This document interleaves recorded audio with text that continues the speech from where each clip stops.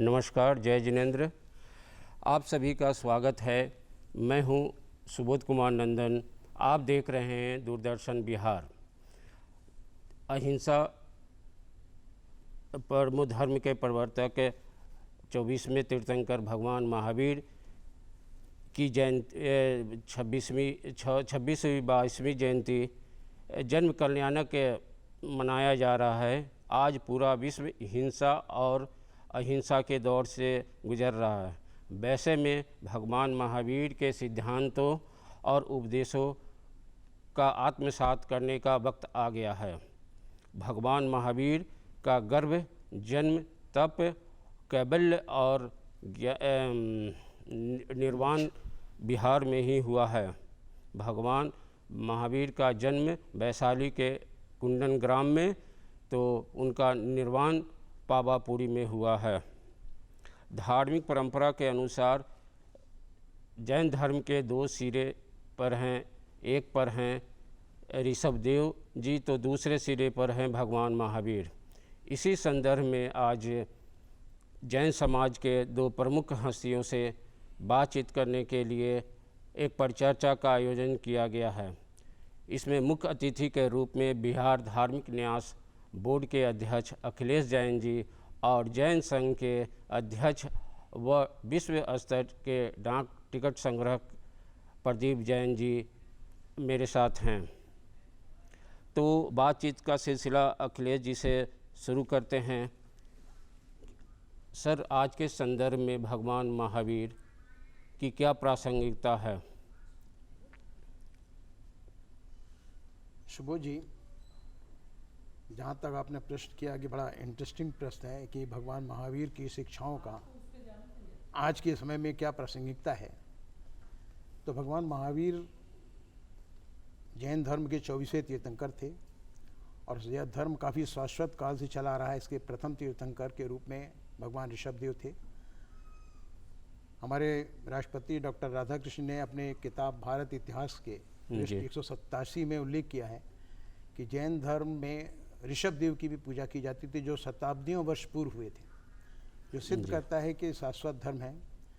जहाँ तक भगवान महावीर की प्रासंगिकता, सिद्धांतों के प्रासंगिकता का प्रश्न है, तो जैन धर्म मुख्य रूप से विश्वास करता है अहिंसा कर्म सिद्धांत पर। अहिंसा का तात्पर्य दो तरह की हिंसाएं होती हैं, एक त्रस हिंसा और एक भाव हिंसा। भाव हिंसा आम जन सामान के रूप में केवल है कि किसी जानवर को मार दिया, किसी को परेशान कर दिया, किसी को प्रताड़ित कर दिया, तो हिंसा है। लेकिन जैन धर्म इस सिद्धांत से काफ़ी ऊपर है। उनका कहना है कि अगर हमने किसी को प्रताड़ित करने की, किसी के विचारों को उल्लंघन करने की या किसी के विपरीत कुछ बात सोचने का भी अगर हमने भाव बना लिया है, तो वह भी एक हिंसा की कोटि में आता है। जरूरी नहीं कि वो कार्य हो भी। और जो अहिंसा का सिद्धांत भगवान महावीर स्वामी ने दिया है, वो आज करीब 2600 वर्ष के बाद भी आम जन सामान्य में ही क्या पूरे विश्व में जी फैल रहा है। और हम जो आज देख रहे हैं, विश्व में दो युद्ध काफ़ी गंभीर रूप से चल रहे हैं, करीब करीब 8 महीने 9 महीने हो रहे हैं, और उन सब का परिणाम भी हम सबको मालूम है। उन सब का एक ही रास्ता है, उससे बचने का, भगवान महावीर के सिद्धांतों का पालन करना। तभी उस विनाशकारी युद्ध से हम बच सकते हैं। सर, प्रदीप जैन जी से सवाल है कि भगवान महावीर का पहला उपदेश क्या था और वह वर्तमान समय में मानव जाति के लिए कितना प्रासंगिक है? आज के इस दूरदर्शन के कार्यक्रम में सभी हमारे दर्शकों को हमारा जय जिनेंद्र। भगवान महावीर जन्म कल्याणक महोत्सव वर्ष 2024 की शुभकामनाएं। भगवान महावीर के संदर्भ में आज पूरे विश्व में चर्चा है। भगवान महावीर के सिद्धांत, भगवान महावीर के उपदेश। भगवान महावीर के उपदेश में अहिंसा परमो धर्म के बारे में जो हमारे अखिलेश जी ने कहा, लेकिन उसके बाद भगवान महावीर ने एक सूक्ष्म से सूक्ष्म बातें जो जीवन शैली से जुड़ी हुई है, जियो और जीने दो जी, और सभी को जीने का अधिकार है और सभी जीव प्रसन्नतापूर्वक जिए, चाहे मानव हो, पशु हो, पक्षी हो। जियो और जीने दो के में बहुत बड़ा सिद्धांत है, जिसके सिद्धांत के ऊपर आज बड़े बड़े विश्वविद्यालय मैनेजमेंट की पढ़ाई हो रही है। आज हमारे यहाँ पर मेरे कार्यालय में कर्मचारी है, उसके शुभेच्छु भी हम हैं, तो उसके हित की भी बात हमको करनी चाहिए। हमको प्राणी के हित की भी बात करनी चाहिए और मनुष्य के हित की भी बात करनी चाहिए। जैसे परोपग्रह जीवानाम, एक बहुत बड़ा सिद्धांत भगवान महावीर ने दिया। लेकिन वर्तमान परिप्रेक्ष्य में ये चीज़ें बहुत ही विपरीत दिशा में जा रही है। ये ऐसा क्यों? विपरीत दिशा में जहाँ तक मेरी सोच है कि ये तो सोचने की बात है। विपरीत दिशा में जब ये भगवान महावीर की जन्म भूमि, कर्म भूमि, निर्वाण भूमि, तो उसमें सबसे बड़ा एक भगवान महावीर ने तो अहिंसा परमो धर्म का सिद्धांत दिया और सूक्ष्म अहिंसा के बारे में कहा 2622 वर्ष पहले। लेकिन अब लोगों के खान पीन में, लोगों के विचार, खान पीन एक बहुत बड़ा एक इंस्ट्रूमेंट है लोगों के विचार शुद्धि के लिए। लोगों में आज बिहार में आज जो वर्तमान स्थिति है और भारतवर्ष में भी है, तो खान पान के लिए जो हमारे सनातन संस्कृति में भी जो हमारे भगवान जिनको हम लोग पूजा करते हैं, तो जो भगवान को भोग लगाते हैं उसको हमें ग्रहण करने का अधिकार है, मानव को भी। लेकिन आज हम लोग सारा खान पीन में इतनी अशुद्धियाँ हो गई हैं, तो विचार में भी परिवर्तन हो रहा है। और विचार में परिवर्तन होगा तो हमारा जो मस्तिष्क है, हमारा जो जीवन शैली है, उसमें बहुत बदलाव हो जाएगा। सर, अखिलेश जी से दूसरा सवाल है कि भगवान महावीर ने अपने धर्म प्रचार के लिए बिहार के विभिन्न क्षेत्रों का भ्रमण किया, इनमें श्रेष्ठ किसे मानते हैं आप? देखिए, भगवान महावीर स्वामी ने 42 वर्ष की उम्र में जब उन्हें ज्ञान प्राप्त हुआ, तो जैन धर्म के मतानुसार 66 दिनों तक उनकी ध्वनि नहीं खिली। उसका कारण ये था कि भगवान, जब हमारे यहाँ ये भावना है कि यदि किसी को ज्ञान प्राप्त हो जाता है तो ये सहायता है कि हम जो कुछ बोलें उसको कोई ग्रहण करने वाला भी हो, जो आम जनता तक ले जा सके। तो 66 दिनों के बाद फिर कहते हैं कि गौतम स्वामी जो ब्राह्मण थे उनको चुना गया और उनको फिर लेकर के भगवान की सभा में लाया गया, तब वो भगवान की वाणी खिली। पहला भगवान महावीर स्वामी का संबोधन राजगिरी में हुआ, जो बिहार का धार्मिक स्थल है, पंच पहाड़ियों के नाम से जाना जाता है। आज भी पहाड़ के ऊपर भगवान महावीर स्वामी की मूर्ति विराजमान है, लोग दर्शन करने के जाते हैं। और भगवान महावीर ने बिहार में नहीं बल्कि पूरे भारत में भ्रमण किया। भारत के बाहर नहीं जाते, क्योंकि निर्गन साधु जैन धर्म की परंपरा के अनुसार किसी भी वाहन का प्रयोग नहीं करते हैं और नंगे पैर चलते हैं और बस पर कोई बर्तन, उसके शरीर पर कोई वस्त्र नहीं होता। तो फिर भी इन सबों में श्रेष्ठ स्थान किसे मानते हैं? सबसे श्रेष्ठ स्थान हम लोगों, चूँकि प्रथम संबोधन उनका राजगिरी में लगाता है, इसलिए पहला संबोधन जो है वो राजगिरी है। और बाकी और जगह उन्होंने फिर 30 वर्षों तक लगातार विभिन्न स्थलों पर जाकर के अपने प्रवचन, धर्म प्रचार, लोगों को अहिंसा के प्रति जागरूक करने का प्रयास किया। और वैशाली, जो कि एक समय भगवान बुद्ध और भगवान महावीर की कर्मस्थली भी कही जाती है, उसी समय आम्रपाली नामक एक नृत्यांगना थी, जिनका दोनों महापुरुषों के साथ संवाद भी हुआ। तो एक राजगिरी के साथ साथ वैशाली भी प्रमुख स्थल है भगवान महावीर स्वामी के लिए। प्रदीप सर से एक सवाल है, तीर्थंकरों में सर्वाधिक पारसनाथ की प्रतिमाएं पाई जाती हैं, इसका मुख्य कारण क्या है? वर्तमान में 24वें तीर्थंकर भगवान महावीर हैं। भगवान महावीर का शासन काल है। भी हमारे प्रथम तीर्थंकर ऋषभदेव आदिनाथ भगवान हम लोग जैसे बोलते हैं, और 23वें तीर्थंकर हुए भगवान पारसनाथ। तो भगवान महावीर के पहले थे भगवान पारसनाथ। तो भगवान महावीर ने किसे पूजा? भगवान पारसनाथ को पूजा। भगवान पारसनाथ 23वें तीर्थंकर हुए। उनका जन्म स्थान वाराणसी है, उनका मोक्ष पारसनाथ हिल समेत शिखर। तो भगवान महावीर अभी वर्तमान के तीर्थंकर हैं। तो पूरे भारतवर्ष में सर्वाधिक मंदिर में प्रतिमाएं भगवान पारसनाथ की इसलिए मिलती है कि भगवान महावीर स्वामी ने उनका पूजन किया। और भगवान पारसनाथ के बारे में बहुत सारी चीज़ें हैं, और भगवान पारसनाथ का भी उपसर्ग बहुत एक लंबा है, कमठ का उपसर्ग हुआ था उनका।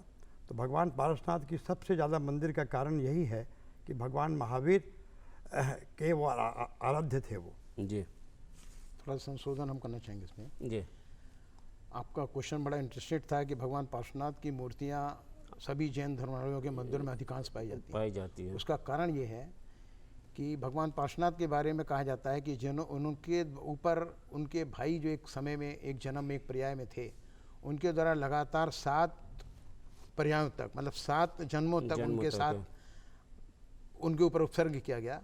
लेकिन भगवान पार्श्वनाथ ने कभी उसका प्रत्युत्तर नहीं दिया, बल्कि उन उपसर्गों को सहते रहे। इसीलिए उन्होंने जो उपसर्ग को सहा, उनकी सहन शक्ति के कारण ही इतनी अपसर्ग सहने के बाद भी कभी कुछ बोले नहीं, अपने ध्यान में मग्न रहे और अंत में उन्होंने मोक्ष को प्राप्त किया।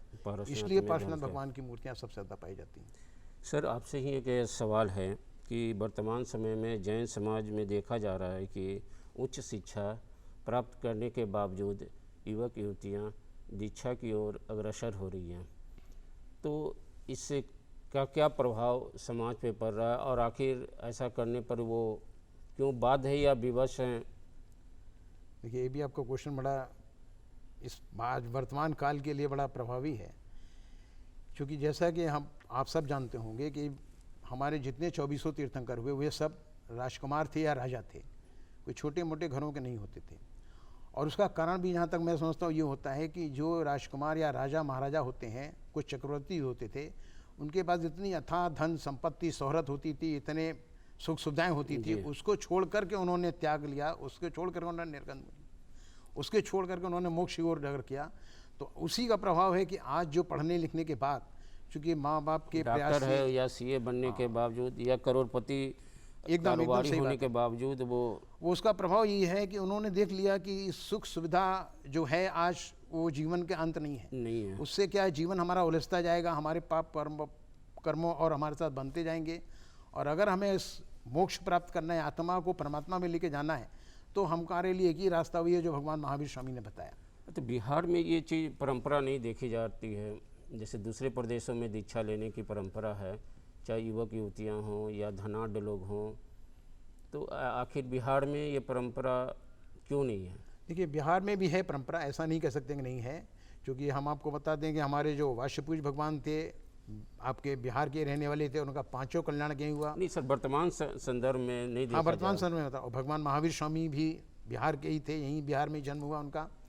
वर्तमान संदर्भ में है क्या कि कुछ लोग जो आजकल बढ़ती हुई समाज है और लोगों को पाश्चात्य सभ्यता की ओर आकर्षित कर रहा है जी, तो यहाँ से लोग माइग्रेट होकर के बड़े बड़े शहरों में, विभिन्न शहरों में हमारे हिंदुस्तान में पहुँच गए। तो यहाँ से जो जैन समाज आज से 500-1000 साल पहले यहाँ था, उनकी संख्या अब यहाँ पर कम से कम 10% ही रह गई है। एक ये कारण है कि चूँकि समाज यहाँ से माइग्रेट करके दूसरे शहरों में चली गई।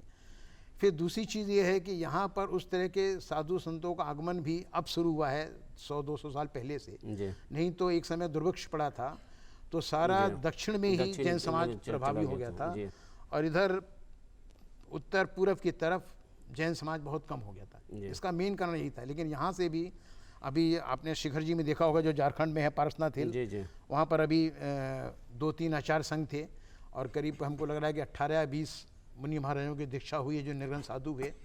उनमें कुछ बच्चे इंजीनियरिंग पास करके आए थे, 1-2 बच्चे बाहर सर्विस कर रहे थे। तो ऐसा नहीं है, मतलब उसका कारण केवल रेशियो इसलिए कम हो गया कि चूँकि अब यहाँ जैन समाज की संख्या कम हो गई। माने जैन समाज की संख्या कम होने के कारण ये दीक्षा का प्रभाव यहाँ पे कम, यहाँ उतना नहीं हो रहा। प्रदीप जी से एक सवाल है कि आज के संदर्भ में देश दुनिया में भगवान महावीर की प्रासंगिकता बढ़ रही है, आखिर क्यों? एक अभी जो सवाल अखिलेश जी से कर रहे थे अभी आप जी, बहुत आज के समय बहुत प्रासंगिक है, और बहुत से लोग आज आश्चर्य करते हैं, इतनी दीक्षाएं, भगवान महावीर का आज इन्फ्लुएंस इतना ज़्यादा है, 2622 बरस के बाद भी आज इतनी दीक्षाएं हमारी बहनें भाई आज दे रहे हैं।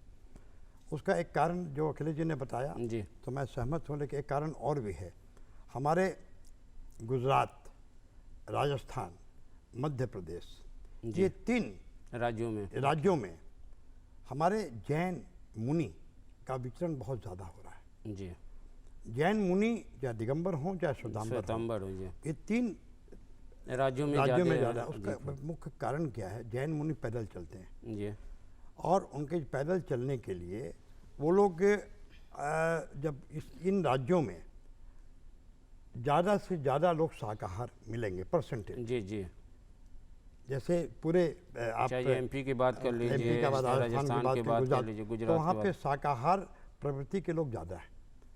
तो मुनि लोग को विहार करने में, विचरण करने में वहाँ पे आसानी होती है, कोई परेशानी नहीं होती है जी।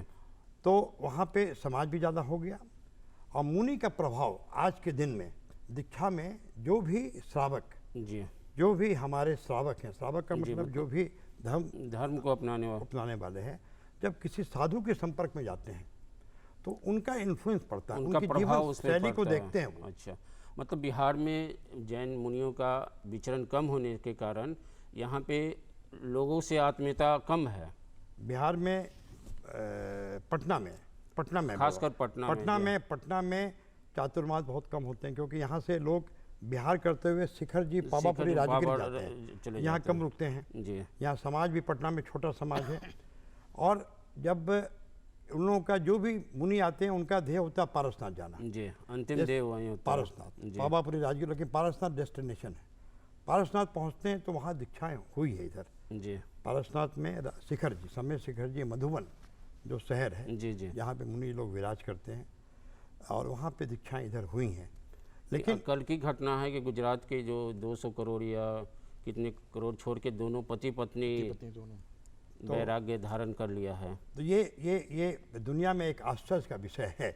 और ये जैसे जैन साहब ने कहा कि उस समय भी जिन्होंने दीक्षा ली जी, और सभी वो इन्हीं थे कि जैन धर्म का पालन करते थे। कोई क्षत्रिय थे जी, हाँ, मैंने अलग अलग राजपूत थे जी, और अलग अलग। आज तो जैन लोग दीक्षित हो रहे हैं, उस समय जितने तीर्थंकर थे जी। कोई जैन तो थे नहीं उस समय।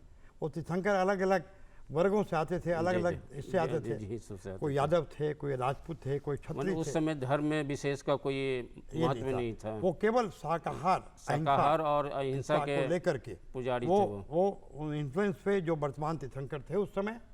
नेमिनाथ भगवान जैसे हमारे, जब उनकी शादी के लिए जब वो प्रवेश किया तो बहुत से जानवरों की आवाज़ आने लगी। वो नेमिनाथ भगवान यदुवंशी और उनका रेफरेंस आता है भगवान कृष्ण के वंशज के रूप में। जैसे प्रवेश कर रहे थे वो सवारी उनकी, तो बहुत से जानवरों की आवाज़ आने लगी जी। तो उन्होंने सारथी से पूछा ये आवाज़ अचानक क्यों आने लगी। तब उनके सारथी ने बताया कि आज जो उत्सव आयोजन होने जा रहा है विवाह के उपलक्ष्य में जी, तो उनके भोजन में उनकी आज सहभागिता होगी जी। तब नेमिनाथ भगवान उसी समय उन्होंने उसी समय उस सारथी को बोला वापस करो रथ जी। रथ वापस हुआ। ये बहुत बड़ी घटना है भारतीय इतिहास में और जैन समाज के लिए, भारतीय इतिहास में घटना है। और ये नेमिनाथ भगवान रथ वापस गया और नेमिनाथ भगवान आज हमारे तीर्थंकर के रूप में हैं। और वो दीक्षित, क्योंकि वो यदुवंशी थे जी। फिर उनकी जो जिनसे विवाह होने वाला था वो भी बाद में दीक्षित हो। हाँ जी। तो ये सब सारी चीज़ें जो हैं आज वर्तमान में जो जैन अनुयायी जी जो धनाढ़ लोग हैं और जो अच्छे शिक्षा ग्रहण किए हैं जी जी, वो आज दीक्षित हो रहे हैं। इसका मुख्य कारण है भगवान महावीर का प्रभाव। 2622 वर्ष के बाद भी जैन मुनि आज पैदल विहार कर रहे हैं जी। केश लोचन जो बहुत कठिन तपस्या है केश को लोचना जी, उसका भी पालन कर रहे हैं।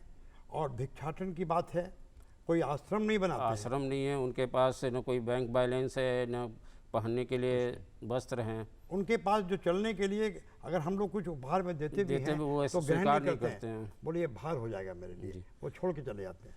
सर अखिलेश जी से एक सवाल है कि भगवान महावीर की जन्मभूमि मान्यता सदियों से विवाद में रहा है, ऐसा क्यों, जबकि सरकारी पाठ्यक्रम में वैशाली के कुंडग्राम को भगवान महावीर जी का जन्म स्थान बताया गया है। इस पर थोड़ा सा प्रकाश डालें। देखिए, जैसा कि हम लोग अभी वार्तालाप कर रहे थे कि भगवान महावीर स्वामी का जन्म लगभग 6वीं शताब्दी ईसा पूर्व में, आज से 2600 वर्ष पूर्व हुआ था जी। उस समय आज की तरह कोई लिपि नहीं थी जिससे हम हिंदी, इंग्लिश या किसी उर्दू भाषाओं में लिख सकते थे, और न उस समय के हमको कोई ग्रंथ मिलते हैं। इसलिए एक एक्यूरेट नहीं कहा जा सकता है कि किस ज़मीन पर उनका जन्म होता है, लेकिन ये सर्वमान्य है कि उनका जन्म बिहार में हुआ था जी। और उस समय चूँकि उनके पिता जो आपके वैशाली के राजा थे, वैशाली के राजा थे, कुंड नगर उस समय था, ग्राम तो बाद में लोगों ने कहना शुरू किया। कुंडल नगर में उनका जन्म हुआ था। उनकी माता त्रिशला थी जो चेटक राजा की पुत्री पुत्री थी जी। तो दोनों ही राजा परिवार से थे और दोनों का अपना राज्य बिहार के अंदर ही था। क्योंकि जैसा कि हम जानते हैं कि पहले बड़े छोटे छोटे राज्य होते थे जी 10-10, 20-20 शहरों को मिला के एक राज्य बन जाया करते थे, लेकिन उनमें आपस में बना रहता था। और जहाँ तक इसमें कोई विवाद नहीं है कि उनका जन्म कहाँ हुआ, ये तो लोगों की मान्यता है और वो भी मान्यता कुछ तर्कों पर है। हाँ, जैसे कुछ लोग लछवार को मानते हैं, जैसे श्वेतांबर लछवार को मानते हैं। जी जी अभी एक कुंडलपुर नालंदा के पास है, वो कुंडलपुर को भी जन्म स्थान के रूप में प्रचारित किया जा रहा है। हम लोगों ने जो भी है वो केवल एक तथ्यों पर है, लेकिन मतलब 100% श्योरिटी के साथ नहीं कर सकते कि कौन सा स्थान है। तो अभी जैसे इतिहास में हम लोगों को जो पुस्तकें मिलती थी बच्चों को, उसमें लिखा जाता था कि वैशाली में भगवान महावीर का जन्म हुआ जी। और यहाँ पर हमारे जो प्रथम राष्ट्रपति थे डॉक्टर राजेंद्र प्रसाद, उन्होंने सरकार की तरफ से 5 एकड़ जमीन भी वहाँ दी थी, जहाँ पर एक विशाल मंदिर तैयार हो गया बनकर। इसी के दूसरे पैरेलल 2003 के आसपास कुछ इतिहासकारों ने, कुछ हमारे साधु संतों ने बताया नहीं, हाँ ये नालंदा के पास एक कुंडग्राम है, वहाँ पर उनका जन्म हुआ होगा। वहाँ पर भी एक प्राचीन मंदिर है। और जहाँ तक श्वेतांबरियों के समान है, उनका कहना है कि लिछवाड़ में, चूँकि वहाँ भगवान महावीर स्वामी के बड़े भाई थे, उन्होंने एक प्रतिमा की स्थापना की थी, लिहाजा इसलिए वो कहते हैं कि यहाँ भगवान महावीर का जन्म स्थल था। हमें इन सबके विवाद में नहीं पड़ना चाहिए कि कहाँ जन्म था। जन्म इस बिहार की पृथ्वी पर हुआ था। सबसे बड़ा हमें सौभाग्य यही है। क्या इसमें शोध होने की ज़रूरत है अभी भी? ऐसा कोई ज़रूरी नहीं है कोई शोध होने की, क्योंकि देखिए किसी चीज़ को अननेसेसरी विवाद में लाने से कुछ नहीं हल होने वाला है। नहीं तो समाज के अंदर ही ये चीज़ें व्याप्त है ना, कि अलग अलग विचारधाराओं के लोग, कोई कुंडलपुर, कोई कुंडग्राम, कोई लछवार मानते हैं। इस पर एक मत होना चाहिए। तो इसके लिए एक दोनों संप्रदाय जो हैं मिल बैठ बात के। ये सही है, क्योंकि इसके लिए किसी प्रकार का खोजबीन करने को नहीं मिलेगा। जैसे आप भगवान राम को ले लीजिए, उनके जन्म स्थल को भी लेके लोगों में तरह तरह की वदंतियाँ बनी हुई हैं। इन सब का कारण ये है कि उस समय जैसे आज हमारे पास लिटरेचर है, हिंदी है, साहित्य है, इंग्लिश साहित्य है, उसमें कोई लिटरेचर नहीं होता, प्रमाणिक नहीं है। क्योंकि 200 साल, ये 1900 के लगभग वर्ष हुए हैं जब हम लोगों की लिपिबद्ध होने लगा। नहीं उसके पहले तो आप देखेंगे कभी कभी मोहनजोदड़ो की खुदाई में, हड़प्पा की जुताई में निशानों से केवल निशान लगाया जाता था। धनुष मान लीजिए दिखा दिया तो मतलब शिकार करने जा रहा है, आटा चक्की दिखा दिया तो मतलब ये चक्की का दुकान था।